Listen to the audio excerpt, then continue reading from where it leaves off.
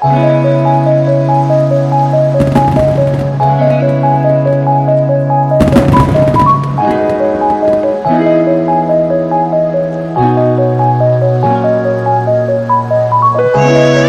বন্ধুরা, মিনু হালদার ব্লগের আরেকটি চ্যানেলে আপনাদের স্বাগত। আচ্ছা, সবাই জানো যে পয়লা বৈশাখ অনেক অনেক অনেক দিন আগে চলে গেছে, বাট আমার ফোনটা মাঝখানে একটু খারাপ হয়ে গেছিলো আর টাইম পাইনি, তাই এডিটগুলো করতে ভীষণ দেরি হয়ে গেছিলো, আর পোস্ট করতে তো অবশ্যই করে দেরি হবে। তো কী আর করা যাবে, ভিডিও করা হয়েছে বাট আমি তোমাদের সাথে শেয়ার করবো না, এরকমটা কোনো দিন হতে পারে নাকি। তো যাই হোক, সন্ধ্যা হয়ে গেছে, আমি বন্ধুদের সাথে ঘুরে এসে ঝপ করে রেডি হয়ে আমার মেসোর সাথে বেরিয়ে পড়েছি মেলা ঘুরতে। কারণ আমার বড় মেসোমণি আমাদেরকে ভীষণ ভালোবাসে, আর মেজো মেসোমণি বাড়িতে আসতে পারিনি, ওদের একটু কাজের জন্য আর বাড়িতে একটু প্রবলেম হচ্ছিলো আর কি, তাই আসতে পারিনি। তো যাই হোক, বড় মেসোমণির সাথে আমি গেছিলাম ঘুরতে, আর বড় মেসোমণির সাথে ঘুরতে যাওয়া মানে খালি এটা খাবি, ওটা খাবি, সেটা খাবি। বাট কী আর করা যাবে, আমিও আইসক্রিম দেখে নিজের লোভ না সামলাতে পেরে কী আর করবো, নির্লজ্জের মতন বলে দিলাম আমাকে দুটো আইসক্রিম কিনে দাও।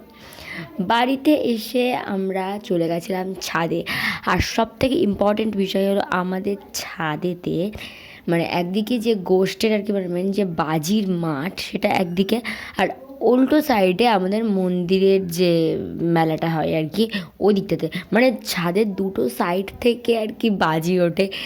এত এত ভীষণ সুন্দর লাগে, আর একটু হালকা হালকা হাওয়া হয়, আর ওখানে বসে টিফিন করতে, একটু আড্ডা দিতে, ভাই মেলাতে যাবার কোনো দরকারই পড়ে না, ওখানেই মানে মনটা পড়ে যায়, তা বলে কি আর মেলায় যাব না। তো যাই হোক, তারপর হঠাৎ করে আমার মেজ দিদি, মেজু আর মেজ দিদির ছেলে ওরা উপরে চলে এসছে, বলছে কী রে তোরই নিচে যাবি না? তো আমি তো পুরো সারপ্রাইজ, আমি ভাবতেই পারিনি ওরা আসবে, কারণ আগে থেকে কোনো ফোন টোন কিছু ছিল না, আর এখন যেহেতু এক্সাম টাইম চলছে আর কি, মানে প্রত্যেকের 90% ছেলে মেয়েদের এখন মেলার পরে নয়তো মেলার আগে এরকম টাইমে একটা এক্সাম হচ্ছে। তো আমরা জানি ওরা কেউই আসতে পারবে না, বাট কী আর করা যাবে, কিন্তু সারপ্রাইজলি ওরা চলে এসছে। তারপর ওদের সাথে আমি গেলাম বাজির মাঠে, ওখানে ভীষণ ভীষণ ভীষণ হারে মানে কম্পিটিশনলি মানে বাজি ফাটছে আর কি। তো তারপর আমরা গেলাম গপুকে দেখতে, অ্যান্ড দেন আমরা খেতে বসে গেছি। এদিকে খেতে বসেছি আর আমার কন্টিনিউ ফোন আসছে যে কখন যাবি। বললাম ভাই দাঁড়া একটুখানি খেতে দে। ওদিক থেকে আমার বন্ধুরা তো কন্টিনিউ তাড়া মারতে মারতে ওরা অলরেডি চলে এসছে আমার বাড়ির সামনে। আমি বলছি আমি রেডি, আমি এক্ষুনি বেরোচ্ছি, কিন্তু তখনও পর্যন্ত আমি খাওয়া স্টার্টিংই করিনি। তো কোনো রকমে 2-4 গাল খেতে না খেতে দেখলাম ওরা বাড়ি চলে এসছে, তো মা ওদেরকেও একটু খেতে দিল, বললো আজকের পয়লা বৈশাখের দিন বাড়িতে এসছিস, কিছু না খেয়ে চলে যাবি, অল্প করে একটু মুখে দে।